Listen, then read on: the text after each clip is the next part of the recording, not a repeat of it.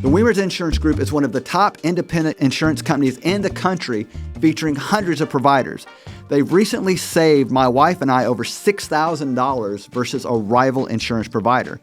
So for a chance for high-quality insurance for home, auto, business, or if you're a developer and need site development, make sure to reach out to the Wever's Insurance Group. You can call them at 281-344-2557 or wemersinsurance.com. That's WIEMERS insurance.com. So if you like saving money, or as an agent, if you need to save a deal, reach out now. Hello, real estate world. I'm 20-year mega agent Tim Soika and the host of the Tough Talk podcast. About 2 years ago, I started hearing about an incredible agent who really put herself out there. Yes, she was working with high-end clients, but she was the first agent that I saw that had a real specialization with professional athletes. A lot of people want that opportunity, but she's one of the few people that I saw put in the work to seize it. Then I got a chance to work with her, and her professionalism blew me away. For weeks now and months, we've been trying to get her on the podcast, and we're so excited today to welcome Terrolyn Nunn, who's worked with multiple award-winning athletes. She's a guest that can offer our subscribers today at the Tough Talk a chance to really build their real estate careers. Besides being an incredible producer, more importantly, Terrolyn's created a culture around herself and her clients, coaching in the community and coaching professional athletes not to be taken advantage of. She coaches them and helps give them the life skills to make sure they succeed. Life skills that, yes, they can get other places. I admit that, and some of them do. But Terrolyn really puts herself out there and gives people a chance to grow. So welcome, Terrolyn Nunn. Thanks for having me. So you really have a unique background. No one comes directly into real estate. I get that. No one graduates college and says, I'm going to be a realtor, or graduates high school and says, this is directly the path I'm going to go in. So let's talk about your path to get to real estate. So my path to real estate, my long-term career was in hotel sales and operations. So I spent 13 wonderful years leading multiple teams, either as the sales marketing director or as the general manager. And so I did that. So you learned how to cater. You learned how to cater to high-end people's needs a long time ago. You got coached there a long time ago. That's right. That's right. So spent 13 years doing that, led teams to winning the #1 Hilton Award. Also won top sales awards myself personally, was inducted to the Hilton MVP platform. So the act of service and hospitality has always been in me. And then COVID happened. COVID said, well, we don't know if people are going to travel anymore. So now you don't have a job. Wow. So you went from multiple award winner, MVP club, to what do I do next? What do I do next? At 41. So in novels, they talk about that dark night of the soul moment. Mm-hmm. So you got to have a dark night of the soul. A dark night of the soul, midlife crisis that was unplanned. Right. Because here I was 41. Right. Now, mind you, I just got married. Oh, wow. So I had also been a single mom for 15 and a half years, which is why the drive for excellence has always been there. I had to make sure Seth had everything he needed and most of the things he wanted because he deserved that. Well, and also just to be an incredible example to him. You're an example to agents, so I can't even imagine the example you are to your son. So. Absolutely. He is my why. And making sure that he's good has always been at the forefront. So got married February 29th of 2020 and March 1st. Right. We got married twice. Oh, wow. Back to back. One for each of the parents or?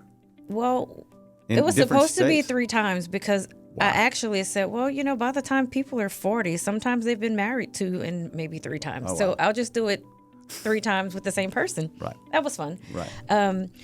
But we got married. And then as we were on our honeymoon is when the world started shutting down for COVID. Oh, wow. And so we got back in time. And then that following week, it was completely shut down. Everybody's in masks, stay home. And so our third wedding ceremony got canceled. which was okay. My husband was okay with that. Right. However, about 2 months after that is when I was let go from my job. A job you had been in for? So I'd been in that position for a year because I'd moved here to Houston, and it was my anniversary. And so it was happy anniversary. Sorry, we don't have a job for you anymore. Wow. And so I panicked, right? I'd been a single mom for 15 and a half years, like I said before. And so making sure I was the breadwinner or the producer or making sure food was on the table had always been the top priority. Right. So when they said, okay, now you won't have a job, well, what do I do now? Right. And so my husband said, well, you're married now. You're not in this thing by yourself. At that moment, I knew he was a keeper. What? Shout out to Huey. Incredible. Yes, he is absolutely amazing. He is the best life partner I could have ever dreamt of. Nobody better to watch a football game with. Nobody. Yeah. So I did go on another job interview. Okay. Because I was frantic. I still had that single mom mentality. I've got to do this. I've got to do this. I've got to earn my keep. I've got to bring something into the household. And so what they wanted to offer me for the experience that I had and the awards that I'd won brought me back 13 years to what I first made when I came into the industry. And I thought to myself, I said, well, the amount of work that I'll have to do Right. when the world is shut down and still have to produce and answer questions and why we're not making money, I don't think I want to do that for that amount of money. So I stayed home. My husband said, take a few months, relax. You have been on the go all of these years. I've got it. Relax. And so I did. And you let your brain just process where you were, Yes. think. So when did the idea come to you that I might want to do real estate? So my husband brought it up to me a couple months into the rest period. Of course, we were just eating and cooking and riding bikes because that's all you could do during COVID. And so he brought it up. He said, well, babe, what is it that you loved about the hotel industry? So I told him, I said, I love the people. I love the sales aspect, but I love that no day was ever the same. Right. I don't like being in an office all day. So in the sales model, you're out and you're doing sales calls and you're taking people to lunch and you're bringing them gifts and, you're going to this event and you're doing these things. And so he said, have you ever thought about real estate? Right. And I just looked at him and I said, selling houses? And there's a lot of realtors out there. I mean, there's a lot of us. So There's a lot. That push to get in. So you had some tentativeness at first. I did. What made you did. decide, besides being encouraged by your incredible husband, what made you think that you might want to do it? Well, once I started researching it, because I'd never considered it before. And I said, well, it's still sales. It's still people. It's still being out and about. You're still going to events. Right. You still take clients to lunch. It's just a different product that you're selling. So I said, well, at this point, what do I have to lose? I didn't have a job anyway, right? Right. So I took the courses and I hopped right in. So when you say hopped right in, I want to clarify here. So a lot of people hop right into real estate and they don't have a business plan or an idea of what they want to do. To me, what made you different when you hit the market, you already had some branding set up. I don't know, so you're kind of branding as a sparkly realtor, and I get that. Mm-hmm. Was that right away? Did that come later? So the sparkly realtor came right away. Okay. I figured there has to be something different and a catch that people are going to remember even when I'm not there. By the way, the only guest to bring me a present, by the way, I'm just saying. That's just how you're built, right? That's how I'm built. The surprise and delight. Right. So the sparkly realtor came early. Yes. Did the decision to work with high-end clients or professional athletes? So how did that kind of come together? I know you and your husband love sports. Was that part of it? So I think the gimmick we're having you on for is, of course, the professional athletes, and I think a lot of people think they want to do that. Let me be clear: think they want to do that. So we're gonna talk about that. Yes. But how did you come in? So you had the Sparkly Realtor marketing plan. Did you come in with Correct. a business plan? Like I had a business plan. I did not. Okay. I had no idea. You just had branding. I just had branding, and I said, okay, which is more than most people have. this is what I think I need to be. Okay. Because I like everything that sparkles. My earrings and my clothes are always sometimes bedazzled and things like that. Mine too. No. We're gonna have to fix that. I'm gonna buy you a bedazzled vest. No, don't do that. Don't do that. So anyway, sports did not come in the beginning. Okay. What happened was I was approached by someone that did work in the sports world. Okay. That was an agent that said, you look the part, you speak well, I really think you could do well. And you have that big sister vibe where you want to take care of people. I think that's part of it too. Correct. Notice I said big sister versus mom or aunt. So you do have that big sister vibe where it feels like you're looking out.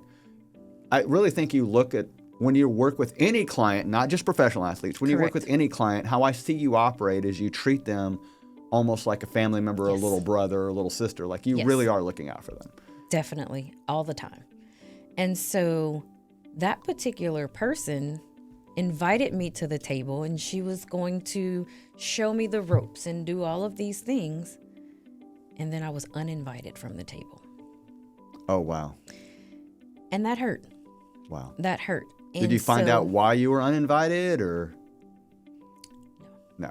Oh, wow. That's tough. It was something that I wanted to know, but then it really didn't matter. Okay. Because once I was uninvited, I said, okay, well then I've got to figure this out on my own. Right. Which is more powerful sometimes. And so I did that. Okay. And I started surrounding myself with the people that I needed to. And it all started with a short-term off-season lease. And then it was a second lease.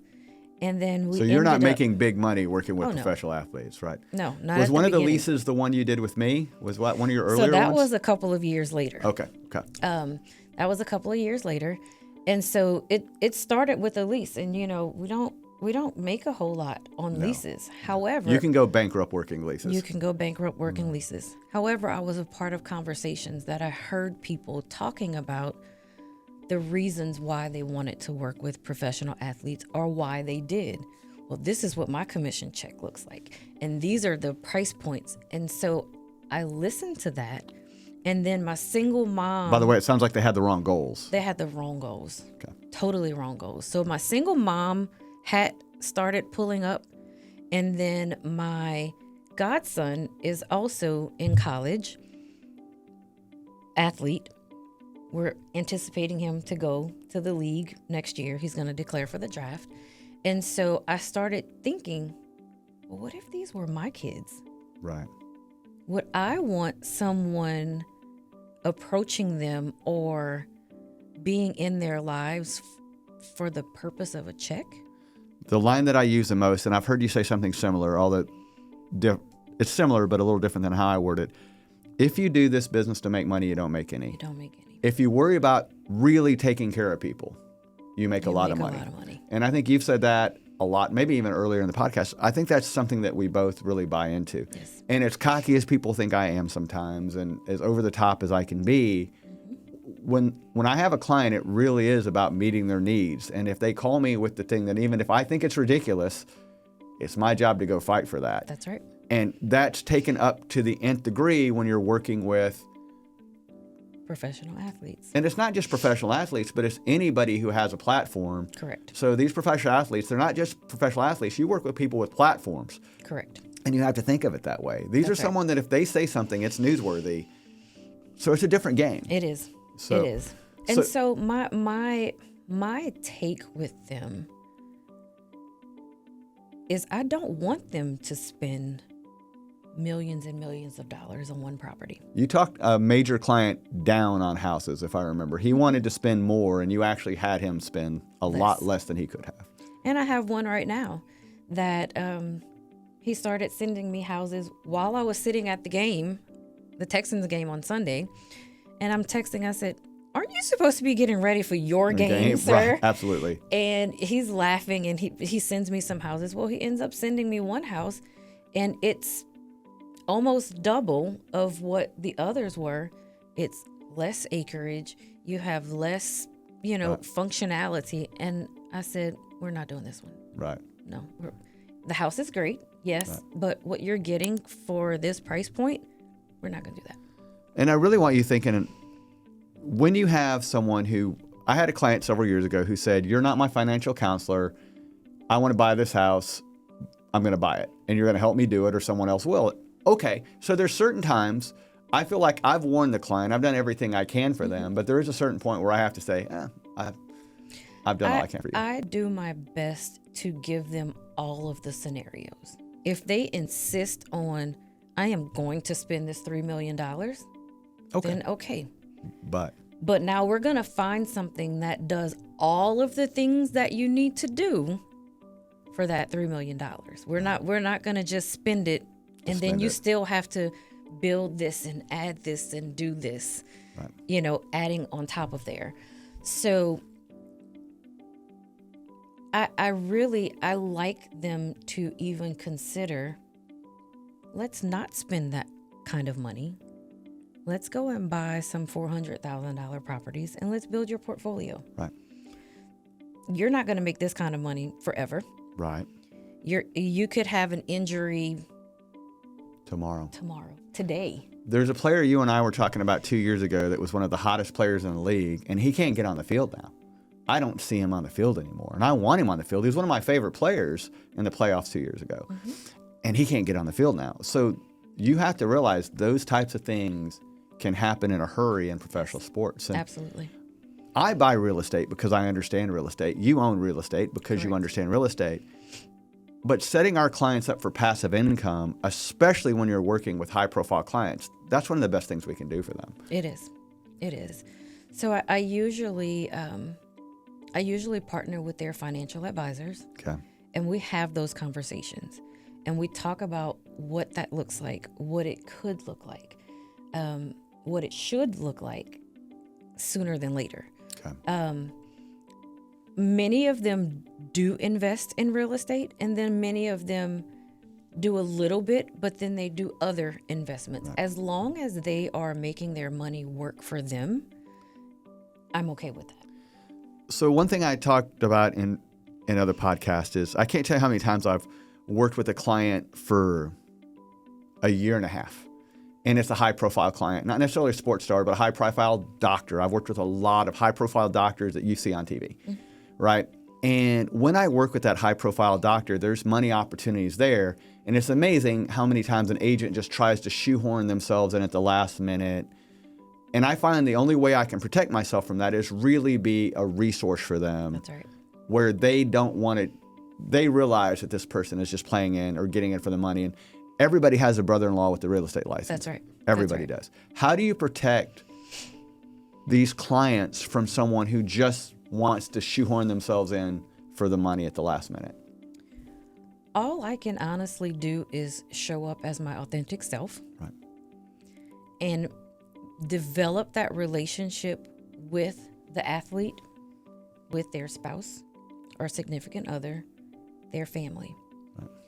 Being that resource, building that level of trust makes them not go anywhere.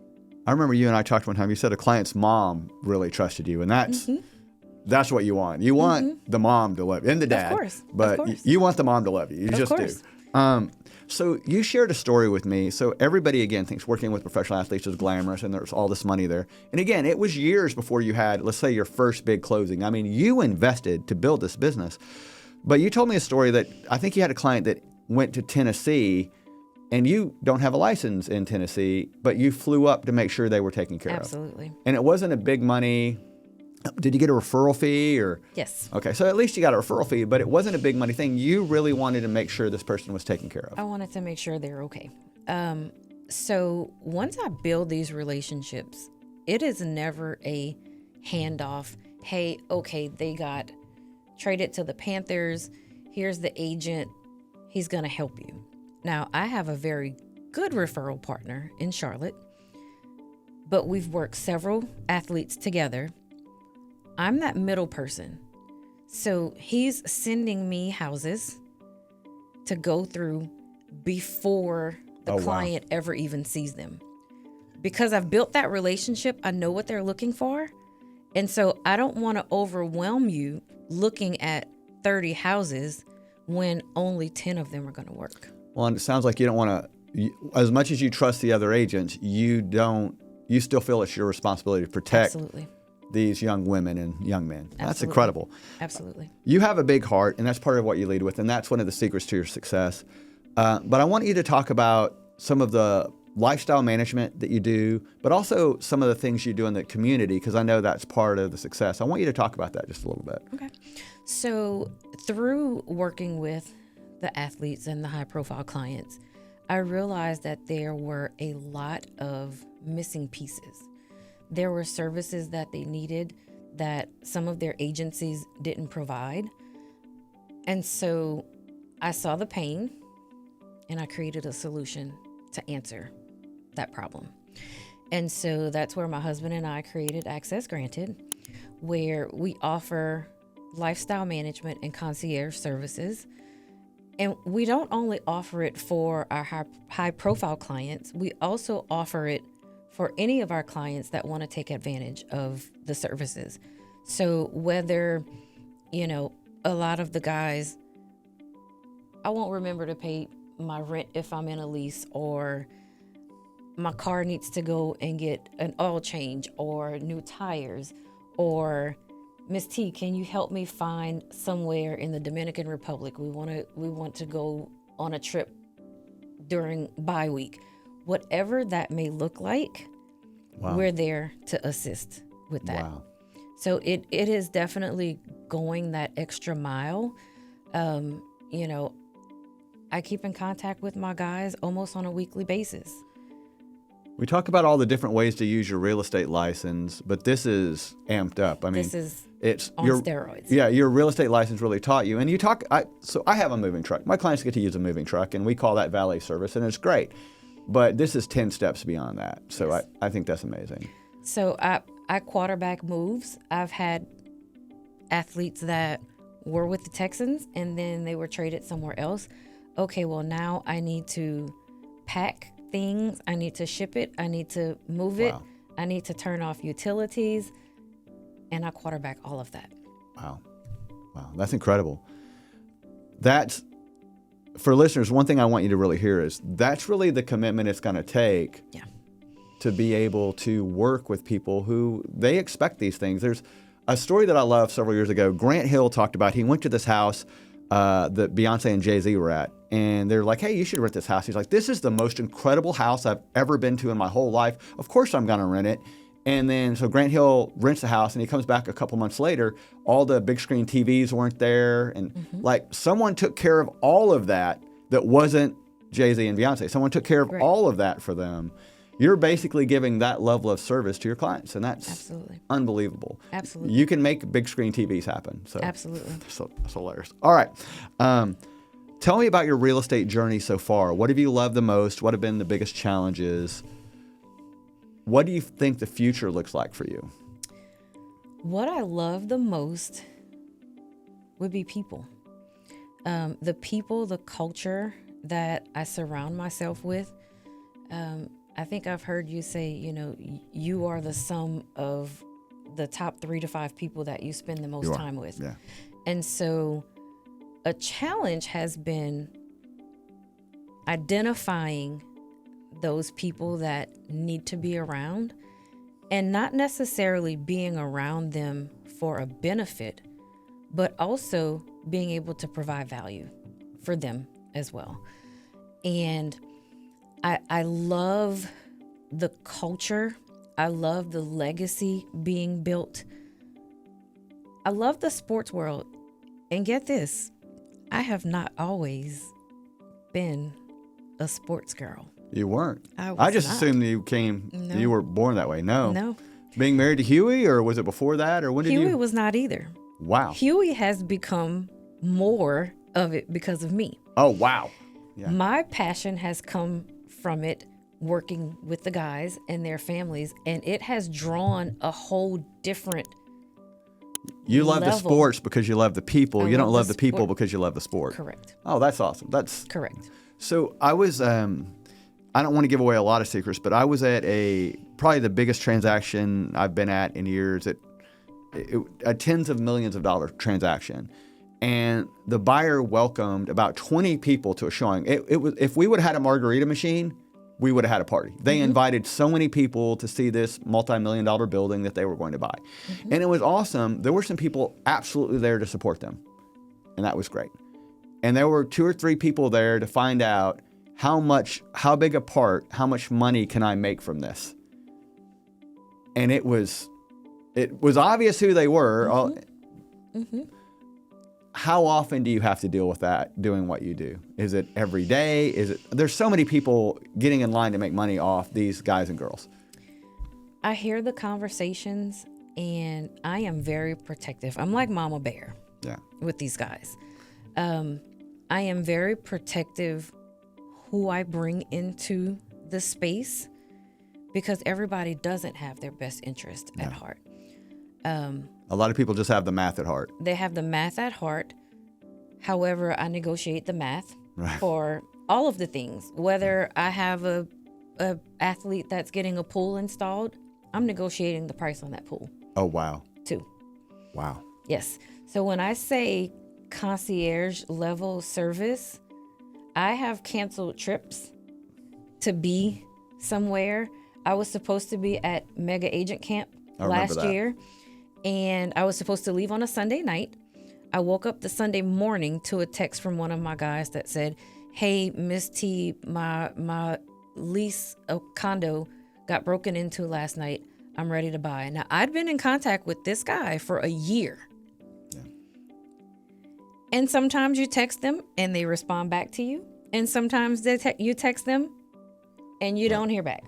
And you've got to be okay with that. Yeah, there's a line that I use here. I tell my clients, like, I follow up enough where you know I care, but I try not to follow up so much where I'm a pain in the butt. Correct. If I cross that line, let me know. Let me know. Otherwise, even if you don't get back to me, I'm going to assume everything's okay. Absolutely. You kind of have to do that. You have to assume, like, hey, I'm following up. It's what I'm supposed to do. Unless someone says stop, you're doing what you're supposed to do, even if you don't hear from them. That's right. That's right. Because 1, I know they're busy. 2, I know they're not going to always respond. But 3, they know Miss T is always there when I need something. So the concierge service is one of your secrets to your success, your big heart and going the extra step. And of course, Huey. But what might be a secret to success that a lot of people wouldn't know? And hard work, I get that a lot of people wouldn't know. Something that you think takes your business to the next level and helped you grow. You've been doing this less than 5 years? It was 5 years in September. Okay, so 5 years. You've been doing this 5 years. You're one of the most respected agents in a major real estate office. How'd you get there? What's your secret? People. People. You love people. I love people. I love pouring into people. I love being a resource for people. And that genuinely comes out. Absolutely. All right. Anybody else on the success team you want to give a shout out to? So Red Star Home Inspections. Okay. They have been my go-to inspection team for the last probably 3 to 4 years. They have multiple inspectors on their staff, so there's never no availability. Okay. Usually I can get someone within 24 hours at a property that I need. They support events. They support my endeavors. They help elevate me whenever there's events that I need to go to. They are very, very bought into my business and my business model. Let's take a sidetrack real quick. Let's talk about events you go to and why. Give us an example of if someone wants to play, again, let's say someone's sitting in Minneapolis right now and they want to pour into the Minnesota Vikings. So give us the type of events you have to attend to end up at those type of things. Number 1, I'm a season ticket holder. That helps. Club level. And that's an investment. That's a great investment. Yeah. And mind you, those season tickets go up. They do. On an annual basis. And they do not stink. I had the honor of sitting there. You did. Once. They are awesome seats. They are awesome seats. And so we do. We use those. We use that opportunity to bring in mentors because I do look at you as a mentor. You have spent some time with me pouring into me as well, and I appreciate that. You're always looking to learn, though, so you're easy to pour Yes. into. You always want to learn. Always. But you always. use those for business. Those are We a use business those- investment. Those are a business investment. So we wine and dine our clients. Builder partners, we take to that. Sometimes my parents, or if Seth and one of his friends, want to come in town, and we take them. So it's very much so a business investment. And the guys see that you're showing up to support them, and so they don't have a problem supporting you back in return. But then there's also the philanthropic pieces. And by the way, you were buying those tickets before you ever did big business with them. Correct. That's an investment you made. It wasn't, I'm going to do a $5 million deal and then I'm going to buy tickets. You and your husband made that investment before the multi-million-dollar deals came. That's right. So That's right. Because showing up for them is very important for me. When they are we have flown to Georgia to support a football camp. Oh, wow. We show up to football camps here. It is very important for us to be a part of their circle, so they know, oh, well, she's not here just to sell me a house, but she's here because she cares. Right. Oh, she took my mom to the spa. It was my mom's birthday, and she's taking care of my mom. Oh, they're inviting our parents, or they're inviting us to crawfish boils at their house, or whatever it is. They're a part of our world, and they're stuck with us for life. I want to share a sports athlete story because I think you'll find it applicable here. Okay. So to me, the funniest thing I've ever had, I had a builder that I was working with, and a professional athlete was buying his home. And he said, Tim, I know it's a professional athlete buying my home. I know it is, but I need you to ask him for financials. And I said, we are not asking someone who recently won a major award in 2017. We won't say who it is, but a major award in 2007. We're not going to ask him to provide proof of funds. We don't have to. He's fine. And my builder he rained down on me, like, your job is to ask for proof of funds. Luckily for me, the athlete just signed a new contract and it was in the paper. So I literally just took Google him. I took the Houston Chronicle and dropped it on the guy's here's desk. your proof of funds. Here's your proof of funds. But it is interesting when you work with a client like that, you have to protect them. Everyone signs NDAs. Everybody. The lender, the inspector, my transaction coordinator, everybody, my listing manager, everybody signs NDAs.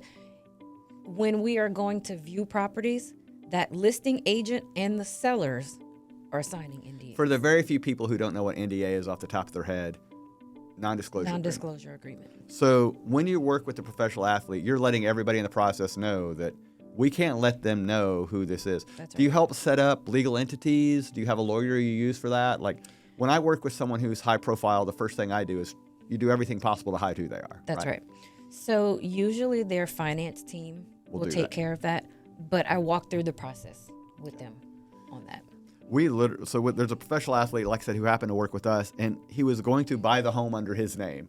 And we're like, and even though we didn't represent him, we represented the seller. We're like, no, we can't do that. Don't do that. Right. We either have to put it in a business name or in a trust. So our next transition is to state of the market. And the line I use a lot, Gary Keller always says it's not the market issue. Mm-hmm. The other line that I use is somewhere out there's an agent having their best year. If you're having your worst year, that's on you. Because there's someone out there having a great year. Some of the things I do make me market resistant. My business doesn't necessarily follow the market. If I sign a $30 million project that starts to close that year, I'm going to have a great year, no matter what the market does. And even if the market's having a great year and I didn't just sign up a $30 million project, I can have a terrible year. Correct. The market has very little to do with me. What's your response to it's not the market, it's you? How do you protect yourself against up and down markets? I stay in touch with my sphere, and I am always finding opportunities to connect with other people. There are local ways to connect with other people.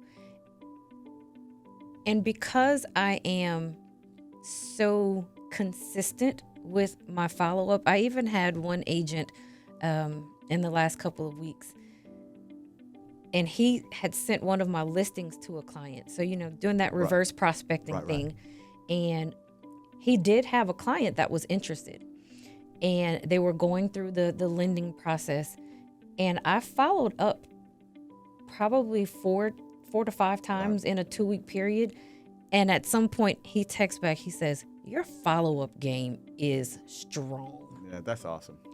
I won't let you forget me. Right. But like you said, I won't be a pest, but you will remember me." And so I don't have a difficult time asking for the business. You know Shelly Hinkson. Of course. She is the I'm best. going to see her when we leave here. She's the best follow-up person I've ever seen. And Yes. when people ask, like, when you see an agent do really well, to me, the difference is follow-up. That Follow-up. is it. Follow-up is everything. And the agents that don't follow up are the agents who aren't going to be successful. right. There's certain agents like, look, I know if I hand them a deal, sure, you can take that to close. But there's certain agents, if I hand them a lead that's 2 years out, I know they're never going to work it. It's like throwing it in the trash.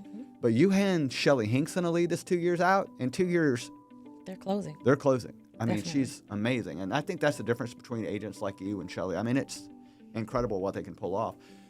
I don't think the market affects you and interest rates affect you, and I get all of that. But your market's different. And what I mean by that, if someone just signs a $50 million contract, it doesn't matter what Doesn't the market's matter like. what the market says. They're probably going to buy. That's So right. That's right. it's just a different game for you, and it's a different market. How do you see agents who most successfully adjust for market? What do you see in them? That they keep in touch with their sphere, of course. That they pick up the phone. Right. Pick up the phone and call. Text can only go a certain distance. Be active on social media.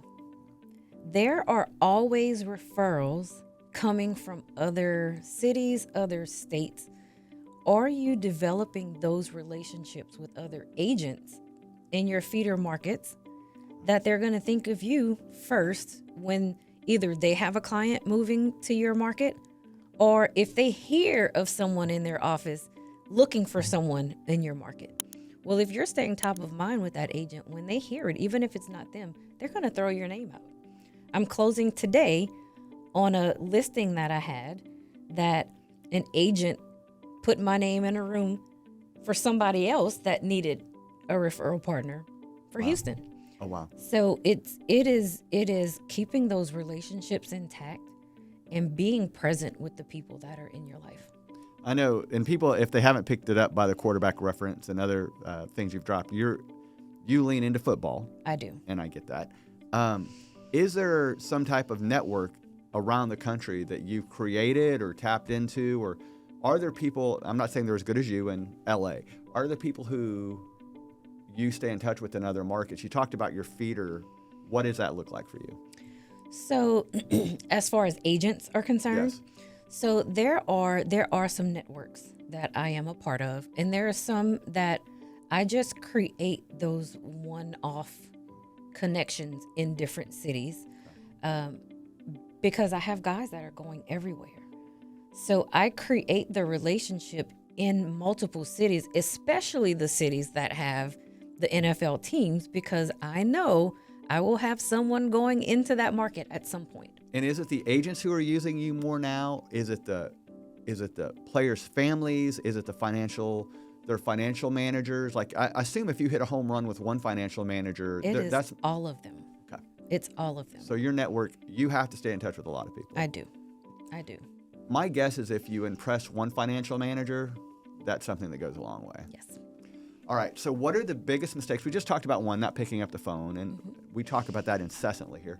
But what's the biggest mistake outside of not picking up the phone that you see agents in general make, and then agents who want to get in? So again, I know it sounds sexy and cool to work with professional athletes. I know, but you've talked about how hard it is. What are the biggest mistakes you see a normal agent make, and then an agent who wants to get into this specific niche make? Mistakes a normal agent may make.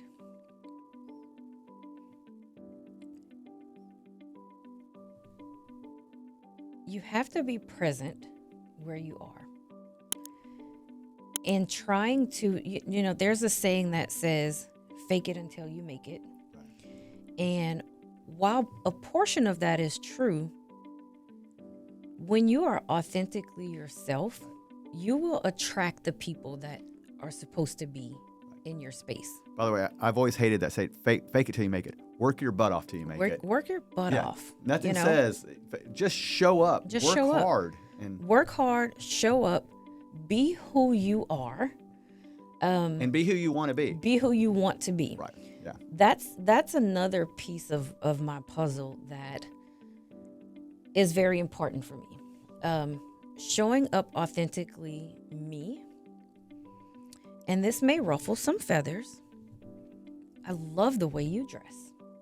You are always to the nines, suit and tie, dress shoes. Your socks are always on point. Love them. Can I dress that way in the 5-inch heels every day and the dress? Yes. However, is that authentically who I am? Right. It's not. Would I do that, or would I dress that way if I need to? If you're of going course. to a client's if dad's I'm going funeral, to, yes. Yeah. I dress for a However, funeral every day. Yes. Now, jeans, really nice jeans, and a nice top and a blazer. Right. That's Right. probably usually how you'll see me. Comfortable shoes, because my right knee is not that great. But I'll put heels on. Right. However, my niche clientele would be very uncomfortable if I had heels on all the time and the itty bitty short dress and the cleavage out. Right. Whose mom or wife Wants would to see be that. comfortable with me working with their husband or son Right. looking that way? We had an agent who was very touchy-feely. And I appreciate that that's her, and I get that. It wasn't a long-term fit for my team, because I literally would have wives call me and say, why does your agent keep touching my husband? I mean, she doesn't just touch, she touches kids, she touches the wife, she touches everybody. But I just don't, as a realtor, I don't think that's the path you should go down. And while I will give an occasional side hug, that's about as warm as you're going to see me The get. side hug is it. Yeah, It's yeah. a, hey, Yeah. how are you? But I really appreciate that. Like, you don't show up with, I had somebody come to an interview with me who was wearing glitter. That's not for me. That's not for me. It's just, yeah, and I think you have to go with what you're comfortable with. That's My right. clients do, because I'm a listing agent, my clients expect me to show up like this.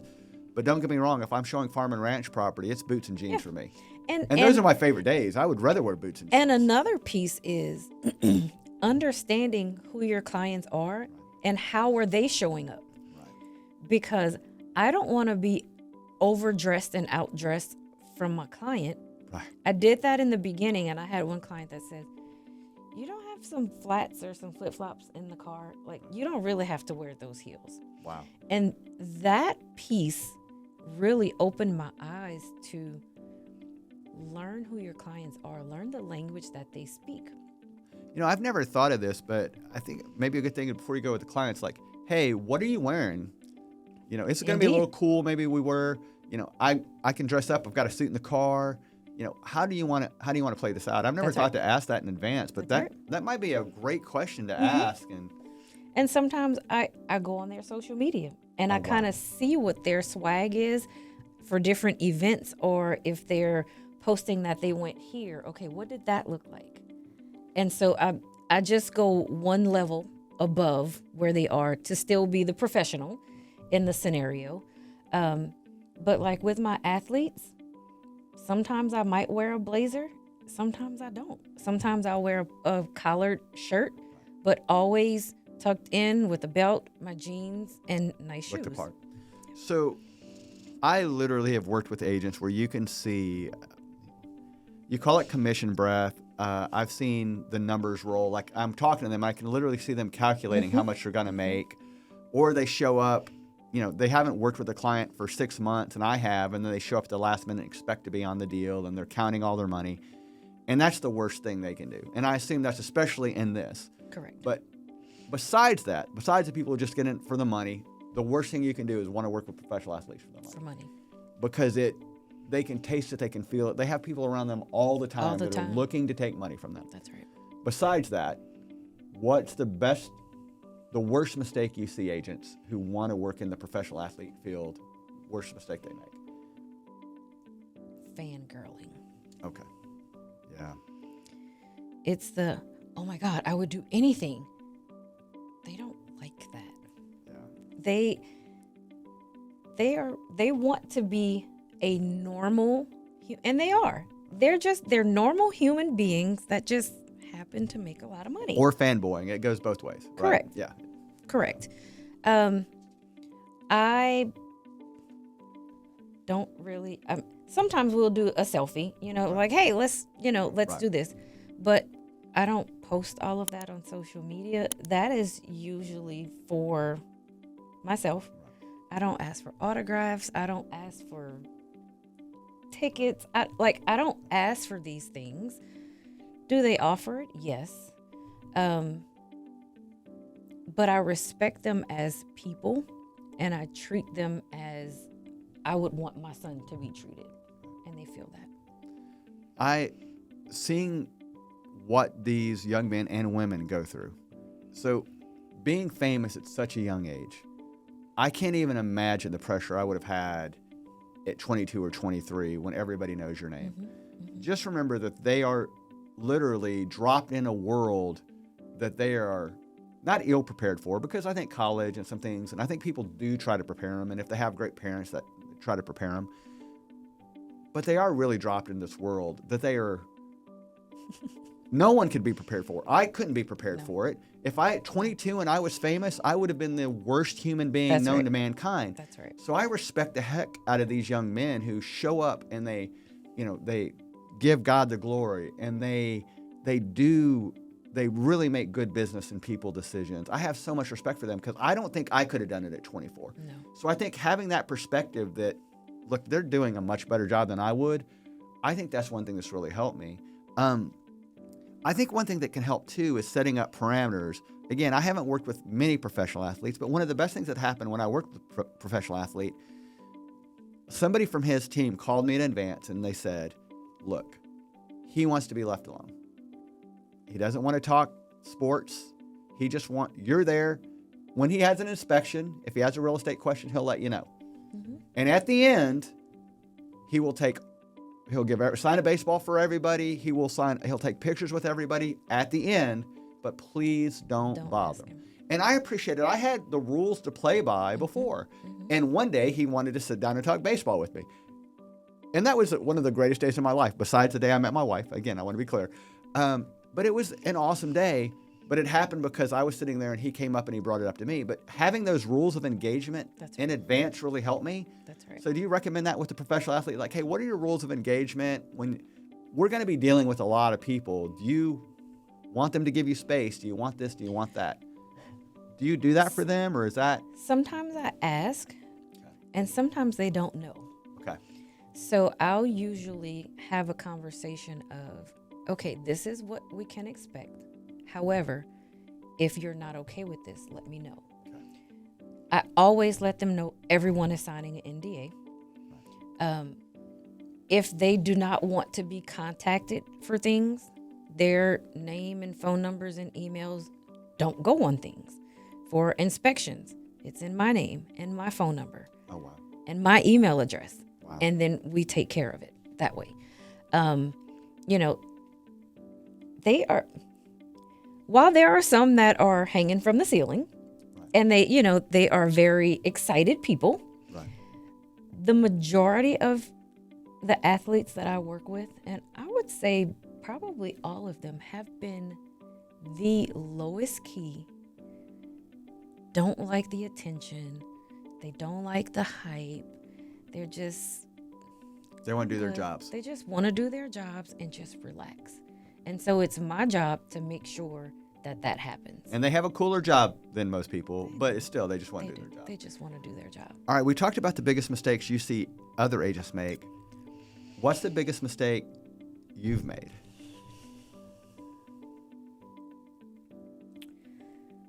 I would say it was more of a mindset thing for me.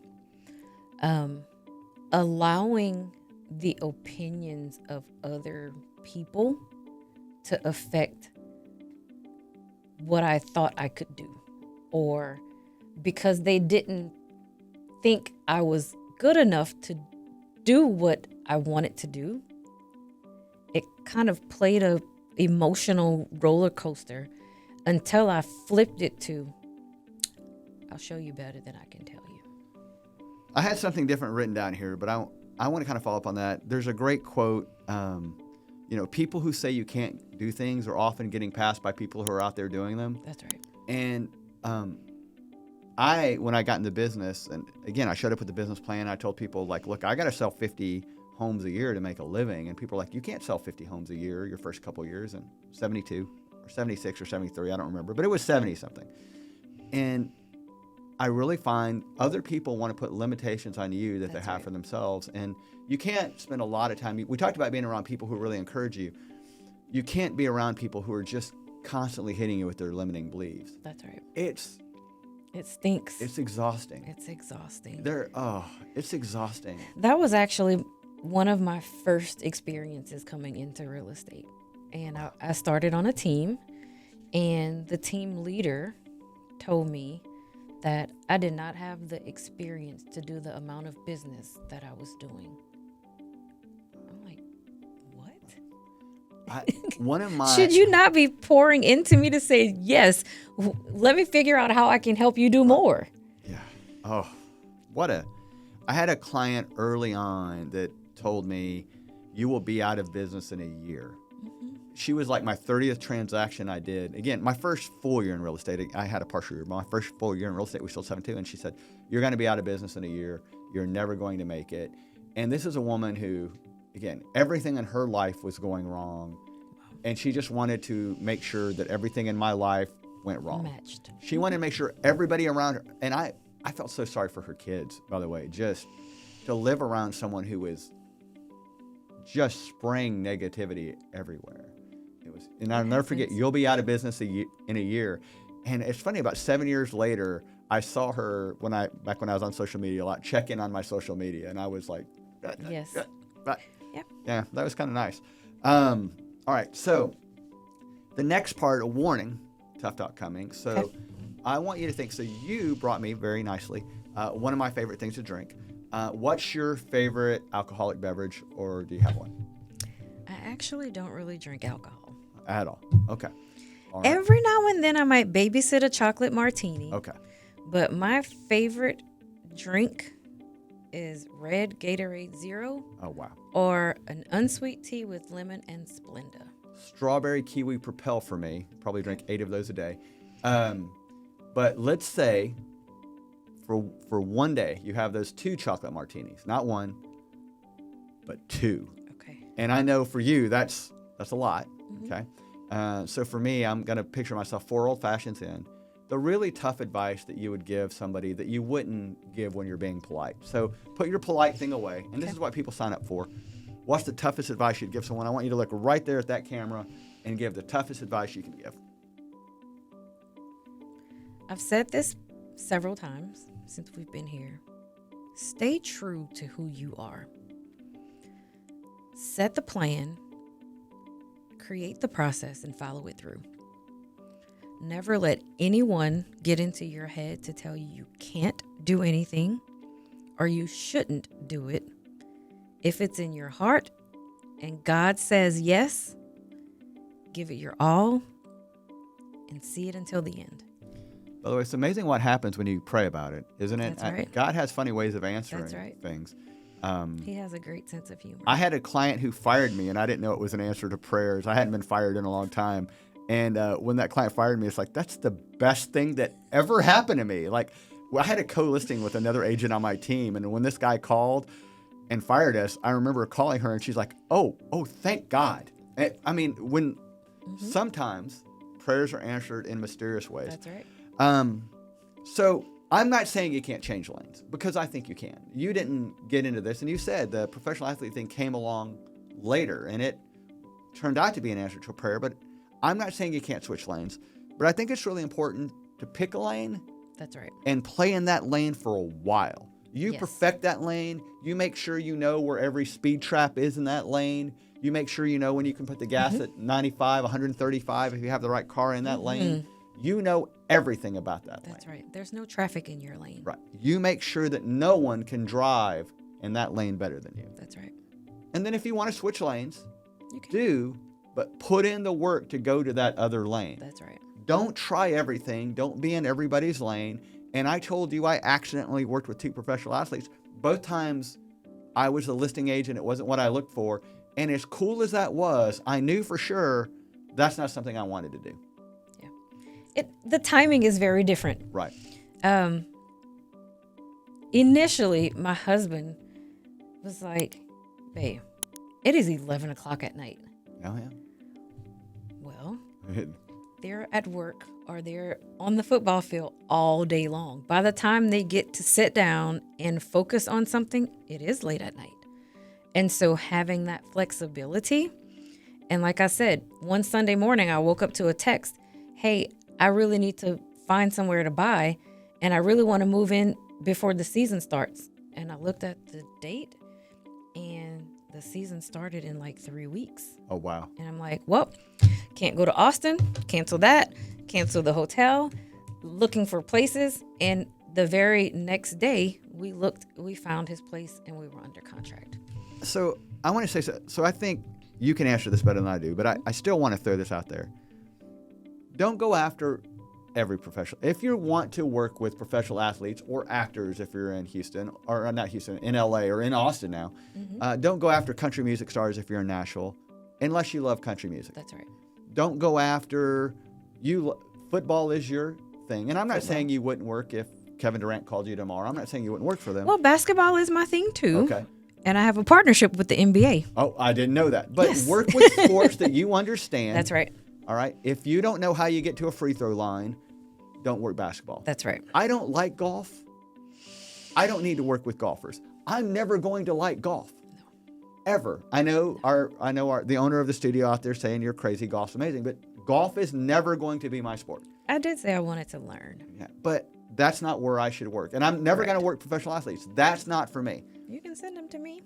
That's I'll great. do that. But don't you recommend that people at least, if you're wanting to get in this, find a sport you love and Yes. start there. That's right. You started That's right. in the NFL and now, I guess, NBA too. And NBA too. Yeah. Yep. So the NBA came about because of the business side of things. So we have a partnership with them where we work with athletes on creating business. So it's not having a plan B, it's having a simultaneous scenario while you're playing, while you're still making this money, where you don't have this midlife crisis when your career is over and it's, oh my God, what do I do now? Well, I'm going to take a 6-month hiatus, but when I come back, I am going to just switch hats, and I'm going to jump into this business that I created 3 years ago. Right. And because we've worked on that, you know what it is, and you don't have this identity crisis of what do I do now? So there was an ESPN special a few years ago. I think it was ESPN, and Kevin, you'll correct me if I'm wrong. But they had Bernie Kosar, former NFL great, Kurt Schilling, several other very famous athletes that were broke. Guys who made 20, 50, $100 million. Broke. It happens. And you have taken it on as your job to do everything in your power to make sure they are prepared where 50 years from now they show up at your funeral and their life was better because you were in it. That's a line I use a lot. You really want that. You really want these people's lives, these players, people, their families, their children. You want their lives to be better. Yes. And if you're willing to pour in that. So let's wrap up with a couple things. Okay. I want you to look again directly in your camera, and I want you to do a shout out. Why should a team call you? Why should a player call you? Why should a school, like you just said, you just spoke at Booker T. Washington? Yes. Why should a school call you? Why should people reach out to Terrolyn Nunn? So Terrolyn Nunn is not only a realtor, but she is a philanthropist and she is a business coach. I take very seriously the work and the opportunities that are presented and given, and I work with integrity, And I always want you to win. So whatever that looks like, interactive sessions, we do trainings, we have a lot of different topics that my husband and I, through Access Granted, that we work and we present on, whether it be at a high school, at universities, we even do classes at church. So we want to make sure that everyone is set up for success. There's a lot of people that are out there that take these opportunities for granted. And like Tim said before, in it for, ooh, I've got the googly eyes over the dollar signs. When you care about people, the money comes. And I will make sure that you are set up for legacy for the long term. Nice. All right, give them your number and your website. My phone number is 504-296-7301, and the website is terrolynnunn.com. Spell Terrolyn for them. T is in terrific, ERROLYN. Last name is Nunn, Nunn. So the reason she's sitting here, it's me telling you that this is somebody I trust. And I know you can say, well, you could go after professional athletes, and I could, but I got to sit down with this young lady and hear just the work it takes. And I have to tell you, I know what my strengths are. My strengths are systems, processes, being able to close a lot of listings. That's what I do.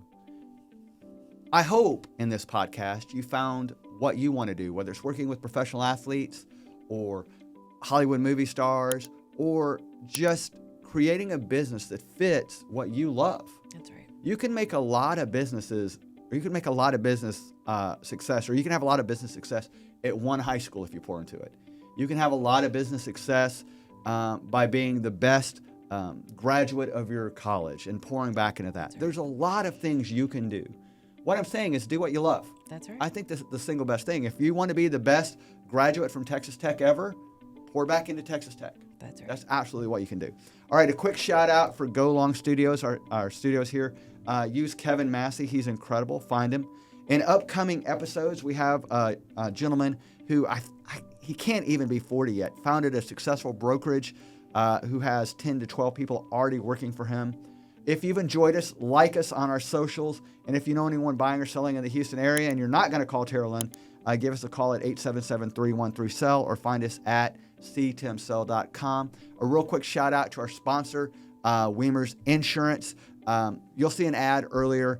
When you reach out to them, just tell them you found them through the Tough Talk. They have some free swag, t-shirts, bags, and the likes for you if you do. Thank you so much for watching this week's podcast. We'll see you next time.